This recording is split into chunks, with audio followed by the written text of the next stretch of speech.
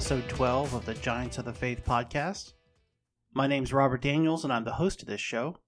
This is the podcast where we look at people from the age of the church who have been important to the Christian faith. These are folks that have lived out their faith in a unique or interesting way. They are giants in the history of Christendom.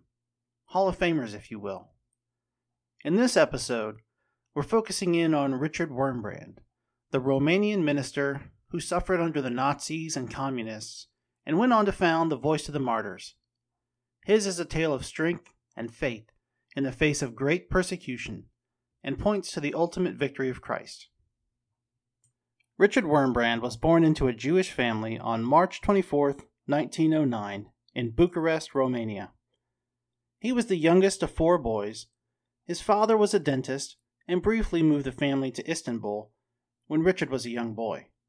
Unfortunately, his father died from the Spanish flu in 1919, and the family was left in extreme poverty. By 1915, they'd moved back to Romania, but Richard wasn't to stay long.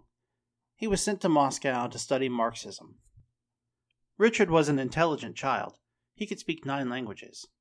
A year after being sent to Russia, he secretly returned to Romania as an agent of the Comintern. The Comintern was a grassroots organization that advocated for world communism, by any means necessary. As such, Richard was paid directly by the communists in Moscow. Romania was not a communist country at the time, and he was arrested several times as an agitator. He was held at least once in the Doftana, a Romanian prison that's about as horrible as you can imagine that it is. Eventually, Richard found work as a stockbroker, which is kind of an odd profession for a communist sympathizer, but he seems to have left those sympathies behind. He did well, and on October 26, 1936, he married Sabina Oster. For a time, Richard and Sabina lived a life of dinner parties and the nightlife. Until that is, they took a vacation to the rural Romanian mountains in 1938. In the village where they were staying was a carpenter named Christian Wolfkies. Christian was a Christian and had been praying for the opportunity to witness to a Jew.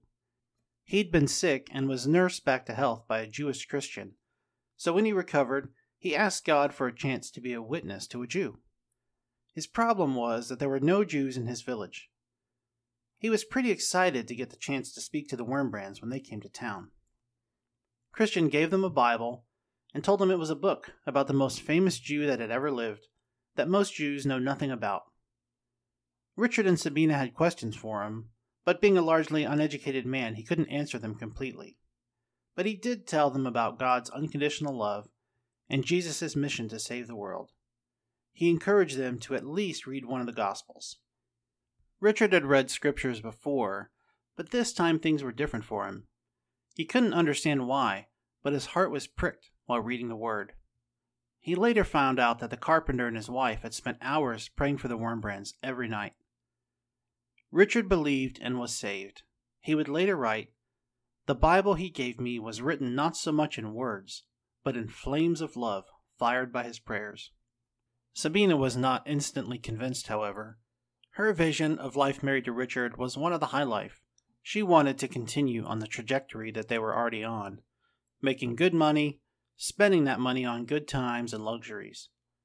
But by now, Richard knew the emptiness and vanity of these things. One night, he dragged Sabina to a party where the alcohol was flowing. As the partygoers got more and more drunk and more outrageous, Sabina begged Richard to leave, but he wouldn't let her. He wanted her to stay and see where that life led. She understood and came to know Christ herself. Richard was led to the tutelage of a Jewish Christian pastor named Isaac Feinstein in Jassy, Romania. Through talks with Feinstein and reading the Bible and prayer, Richard came to understand that surrender to the service of God was a complete one. As Paul says in Romans 12:1, "I appeal to you, therefore, brothers, by the mercies of God, to present your bodies as a living sacrifice, holy and acceptable to God, which is your spiritual worship." Richard couldn't know then what was in store for him, but he would fulfill Romans 12:1 to the utmost. Richard and Sabina were baptized, and Richard was ordained as an Anglican minister.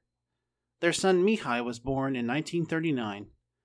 Romania was allied with Germany during World War II, and when they declared war on England, the English-born Anglicans had to leave the country. Richard stayed behind and carried on as usual. The fascist, pro-Nazi government was extremely anti-Jew. Sabina's parents, sisters, and brother were all killed by the Nazis. In 1941, there was a great period of persecution in Jassy. Over 13,000 Jews were killed by soldiers and mobs of citizens. Among those killed were Isaac Feinstein and most of his Jewish Christian congregation. Being a believer did nothing to protect those of Jewish ancestry from the savagery of the time. During the war, the Wurmbrands were involved in many subversive activities. They smuggled Jewish children out of the government ghettos. Richard and his congregation would go from bomb shelter to bomb shelter, preaching and encouraging the populace. Richard and Sabina were imprisoned over and over.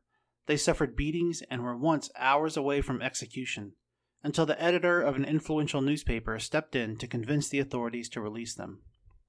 But even in prison, the Wurmbrands were witnesses for Christ. They evangelized soldiers and their guards, even winning some converts. Once the war ended, the communists came. Things did not get better for the Wurmbrands. Of course, the Reds were scientific men.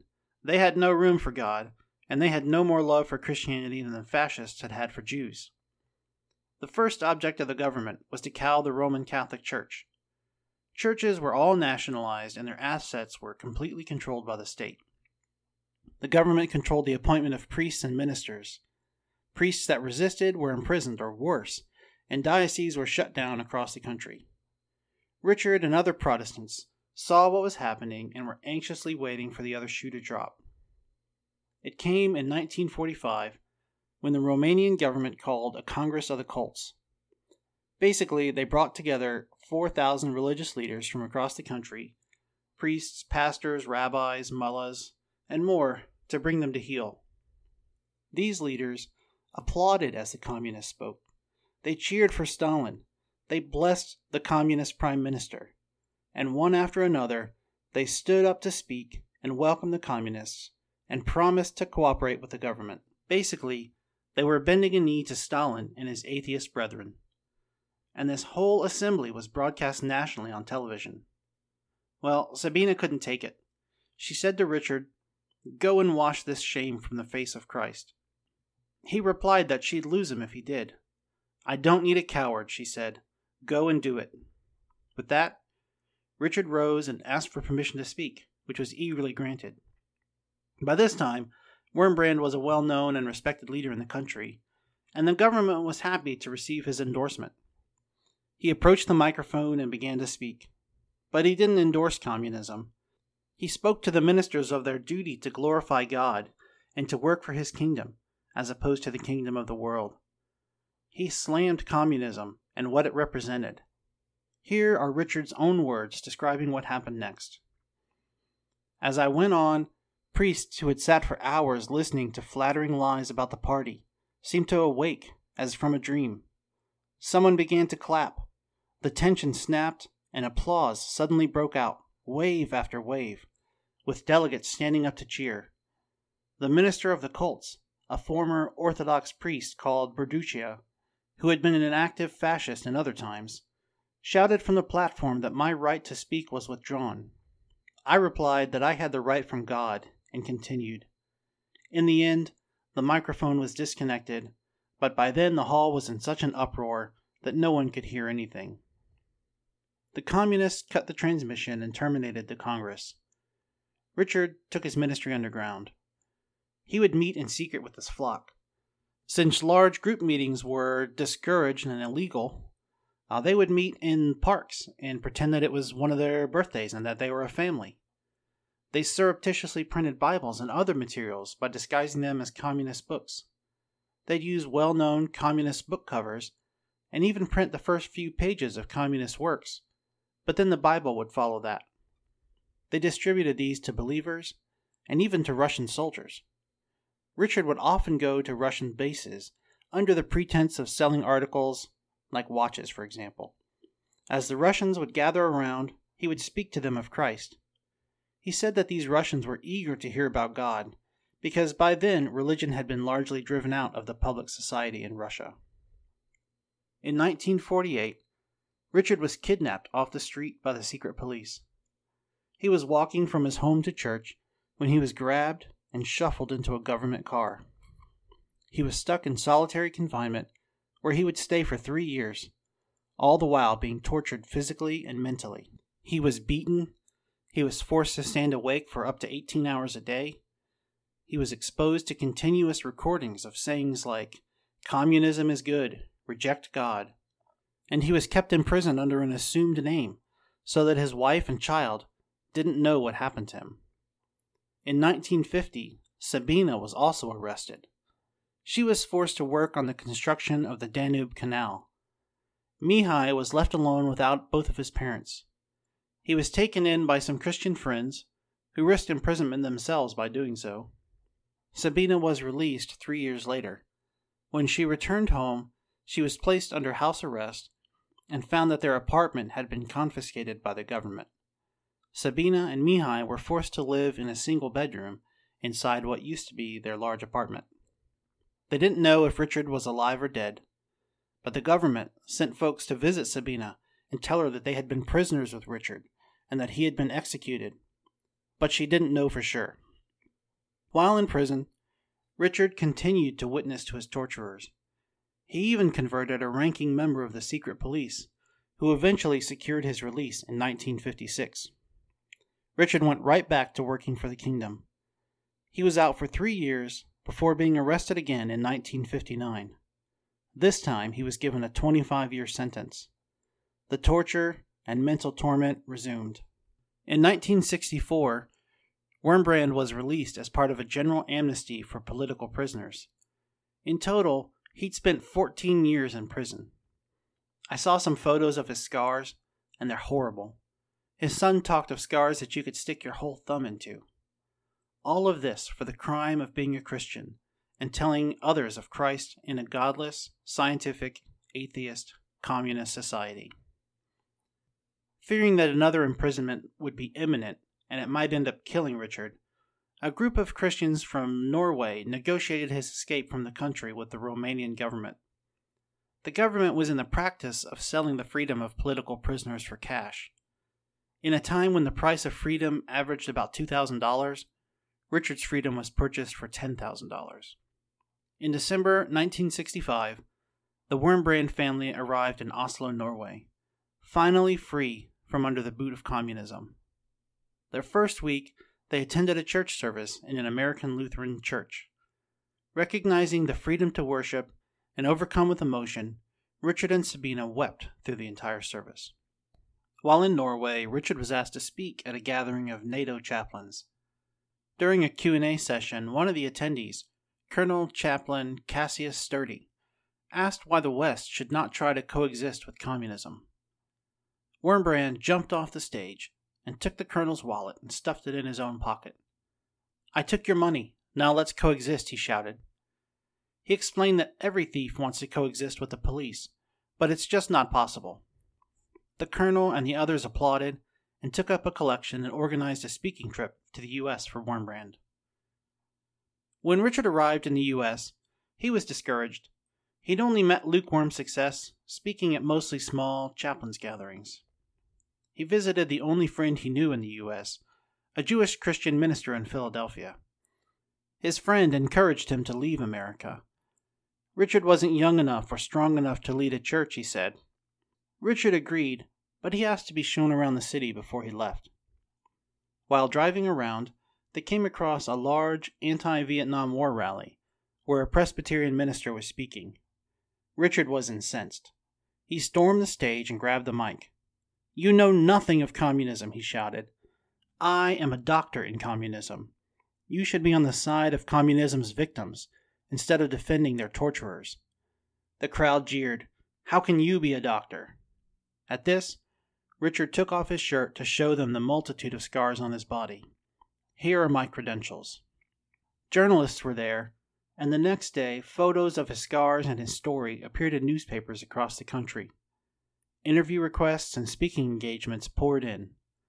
He toured the country, and even appeared to testify before Congress in May 1966. September brought news of a planned assassination at the hands of the Romanian government, but Richard would not be silenced. In December, he and his family moved to the U.S. permanently. To many of us in the West, this seems like ancient history, but it isn't. Every week, stories come from China about churches raided and Christians imprisoned, all for the crime of being a Christian. There's a secret genocide happening in Nigeria, where tens of thousands of Nigerian Christians have been murdered in the last decade by Islamists. It was because of events like these that led the Wurmbrands to found the Christian Missions to the Communist World in 1967, now known as the Voice of the Martyrs. Richard and Sabina wrote books detailing their lives.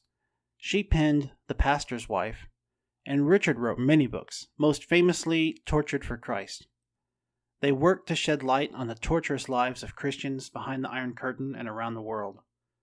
They raised money and provided printed materials to underground churches.